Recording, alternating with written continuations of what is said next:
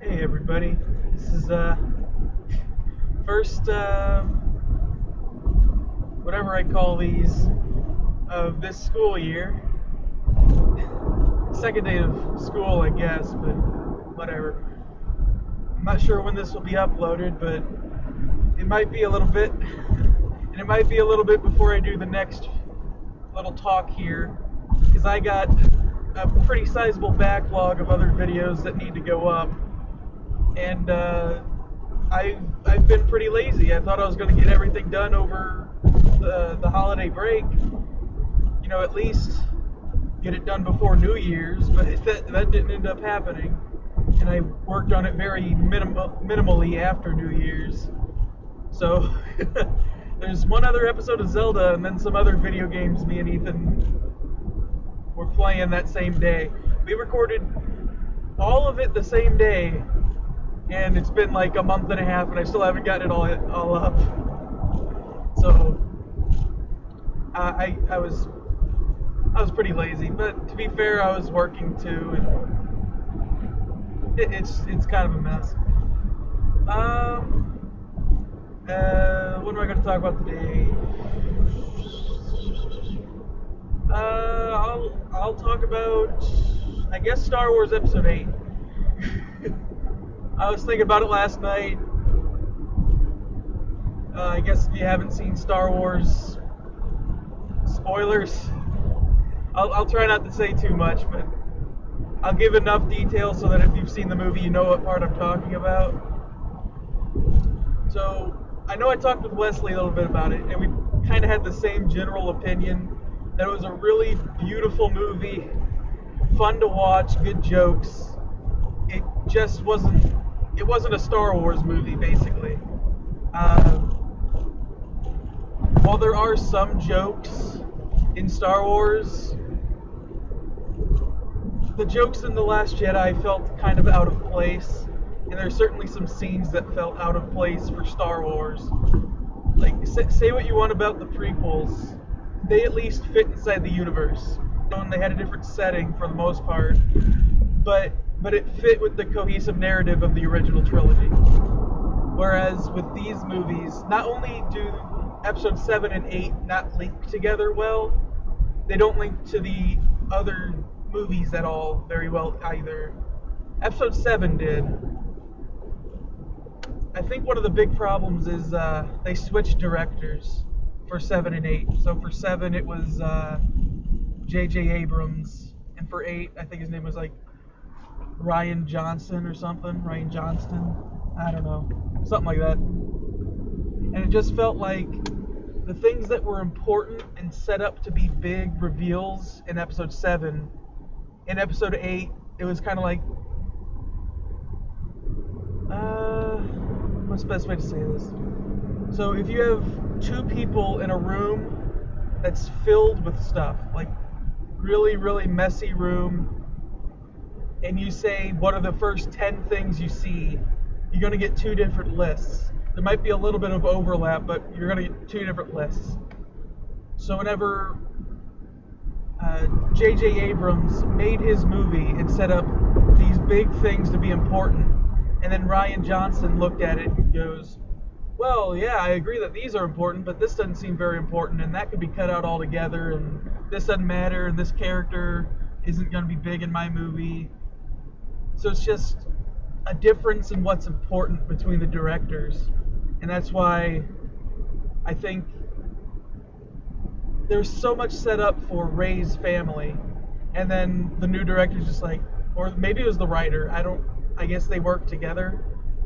I'm not really sure who wrote The Last Jedi, but it was like they set up Rey's family to be this big reveal. People were speculating, oh, she's gonna be Luke's daughter or Han's daughter, or some people are saying Obi-Wan's granddaughter, like have a connection to the Kenobis, which would explain why she and Kylo are linked, because Anakin and Obi-Wan, which would be their grandfathers, were so closely linked. I thought that would be a pretty cool reveal, not review. I didn't think that was going to happen, the only real piece of evidence for it was that in Rey's hallucination scene, whenever she first touches Luke's lightsaber, they got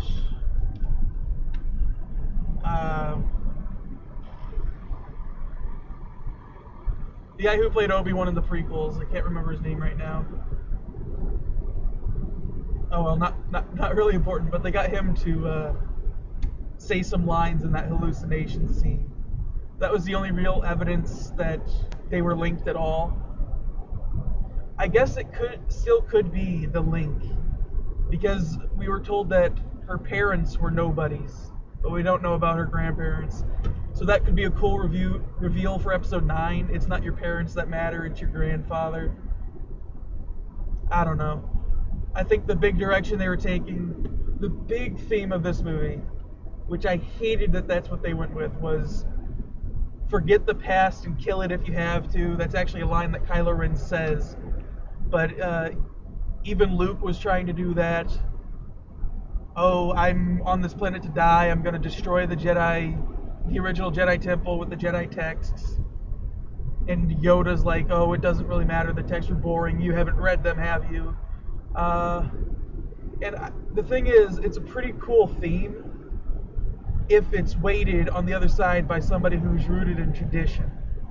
You have to have that contrast, but everybody in this movie either had the opinion that the past doesn't matter or had that opinion by the end of the film.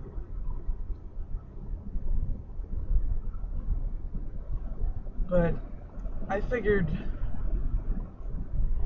it is kind of odd that the one person across these two movies that had the idea that tradition was important and you got to remember the past was Han Solo, who in the original trilogy was the one, hokey religions don't matter and all this. But in 7, he's the one saying, oh yeah, the Jedi, it's true, all of it, and all this stuff from the past is true. And he's the real segue from the past to the present. Because Leia is rooted in the present. She's the general of the resistance. She's the leader. She's rooted in the here and now. And Luke wasn't in that movie until the last 3 seconds. So the one root that connected the past to the present was Han Solo. And they uprooted him. So I guess J.J. Abrams was a bit more subtly saying the same message.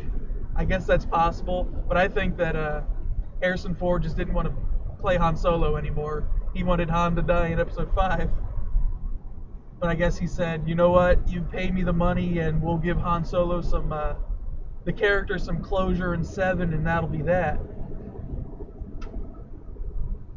But the biggest disservice in episode 8 was the treatment of Luke. And I guess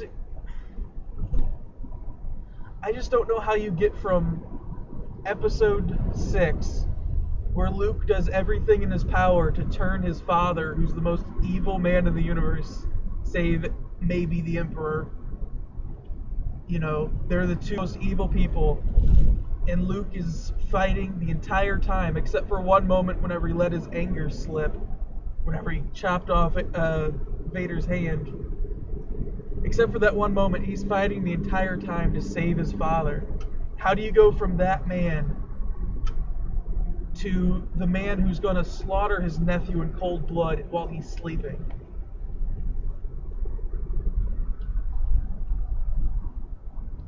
Basically, Luke didn't feel like Luke until the last 8 minutes of The Last Jedi, I want to say. Just that last little bit is whenever we see Luke Skywalker. I don't know who the guy was at the beginning of the movie, but Luke Skywalker came in again at the very end of this movie.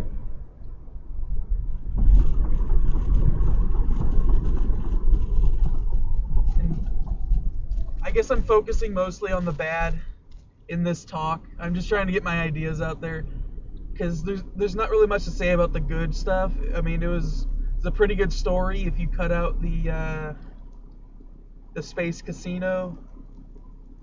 I don't remember the name of the planet. I'm not sure if they name it, but the space casino with the little space horse camel things. That was weird. It wasn't needed. The whole character of Rose wasn't needed, to be honest. I mean, they set up Finn as a pretty good character. Finn, Poe, and Rey, the main three, the parallel Han, Luke, and Leia, they're pretty solid characters. Rey learned the Force a bit too quickly, and she seems angry all the time, but overall she's an okay character. Finn's a coward. I guess he's the parallel to Han trying to run away all the time. He just has different reasons. Han wasn't a coward. He was a little bit of a coward at certain points, but for the most part, he was pretty courageous. But he was always running away, and he was going to run away to pay off Jabba. And then he came back to help blow up the Death Star. But Finn's a coward in the first movie, and in this one he really showed a lot more courage. And I thought it was pretty good development. And personally, I would not have minded if they killed him. There's that scene where he was going to sacrifice himself to save the Resistance. If they would have killed him there and had him be the hero, that would have been an amazing scene. Would have redeemed every flaw he had. But as it stands, yeah, he redeems himself a little bit, but now he's got a whole nother movie to mess himself up. And judging by how these movies go, I'm not convinced that he's not going to mess himself up. Because if you look at Poe was my favorite character in Episode 7, hands down. And then they make him an idiot in Episode 8. They could fix him in Episode 9, they could redeem him. But I don't know.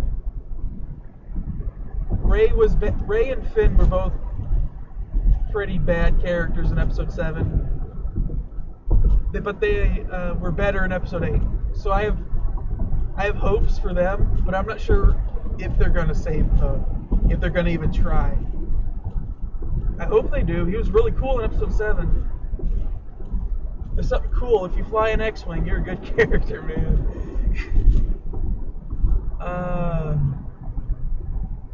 What else can I say about this movie? What's her name?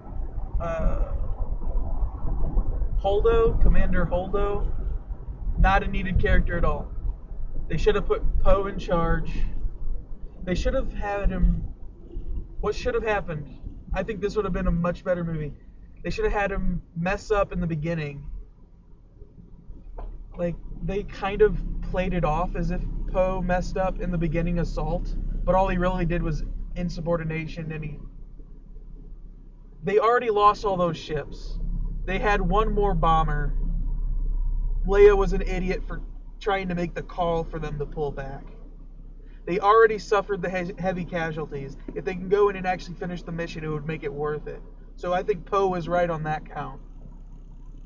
I mean, if Leia had called to pull out earlier, I could have understood. But at that point, you're so deep in, you might as well try to finish it. Plus, their bomber is so slow that if it tried to retreat, it wouldn't have made it back anyways. It probably would have got shot. Kylo Ren would have just blown it up. If his ships can blow through their main fleet, the main big ships, like the ships behind Kylo that were backing him up, blew through the main hull of their frigate. If they can do that, they can certainly blow up that little bomber. But what should have happened? Poe should have made this big error in judgment in the opening fight, and then had General Leia get injured, and then have nobody above Poe to take command. So you're left with a captain who has shown today that he's not really fit to be the main person in charge, but they have nobody else to rely on. And then the rest of the movie is him redeeming himself for that opening mistake. But instead, you just have this character we've never heard of put in the top position, who won't give any details to a character that we've had a whole movie to learn about their character and to like them, basically. So they basically shove Poe off to the side in favor of some character we've never heard of, which is a real shame. If you establish a character, you should follow through with them. That's the main thing with Han, Luke, and Leia. Even though you brought in Lando in Episode 5 and had him throughout the rest of the series, you didn't forget about Han. You had him out for a little bit. You had him cut out at the end of 5, but you brought him back at the beginning of 6 and you finished his character. And he was still important for the first 2/3 of the film.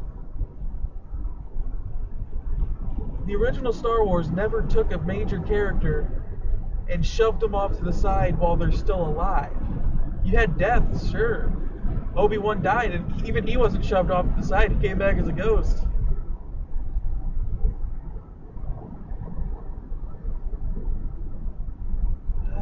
Let's see. Anything else I want to say about that?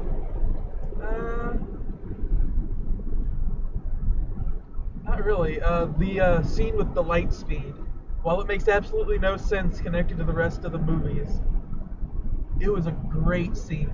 I love how clever the new 2 movies are at using light speed. In 7, they use light speed to like pass through the shield on the Starkiller base. I guess because the particles were moving so fast they couldn't detect it, or the shield couldn't block it. I don't really know. We can't move at light speed, so we're not really sure how our matter would react at those speeds. But that was a cool scene. My main problem is the two don't fit together very well. If light speed allows you to travel through objects like a shield, how can you then blow up an object with light speed in Episode 8? I guess because it's a shield rather than matter. Because I know in Episode 4, Han mentions they gotta, or maybe it's 5, I'm pretty sure it was 4. He mentions that you gotta plot your trajectory right because you don't want to end up in a star field. I'm not sure if that meant whenever they exit light speed, or if that means if you fly through a star while you're in light speed, you're toast. I'm not really sure how that would all work, because what happens if you chart your course correctly, but you fly into another ship while you're at light speed? I don't know. I'm thinking a bit too heavily on a science fiction movie.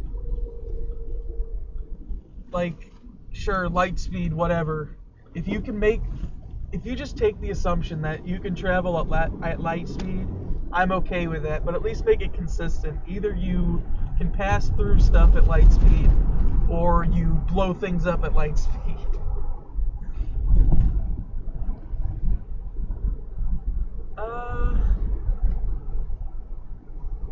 Not really sure what else I have to say about it. It's a good movie, but man, it was disappointing. There are so many mysteries set up in Episode 7, and even though Episode 7's not one of my favorite Star Wars movies, I was intrigued by the mysteries. I wanted to know who Snoke was. I wanted to know, what's her name, Maz? How did she get that lightsaber? I mean, Cloud City's a mining planet. I guess it's a gas mining planet. So I guess a miner down there found it and worked for Maz, or it was Maz. I don't know. But they didn't explain that at all. They said it's a tale for another day. They set up that there's a story here. But they never delivered on the lightsaber. They never delivered on any mysteries about Snoke. And the mysteries that they did answer, they basically shoved off to the side. They shoved the entire character of Snoke off. They were basically asked the question, why do you care so much about who her parents are? They're just random drunks. But the mysteries were either unsolved or unsatisfying is the best way to say it, I suppose. But I guess that leaves hope for episode 9, but I think the Han Solo movie's coming out this December. I'll see that, but if it's disappointing too, I'll probably wait for Star Wars movies to come out on DVD. To save me some money. So, I know Ethan hasn't seen it yet, so he may not have listened to this, but if you've seen the movie, tell me what you think.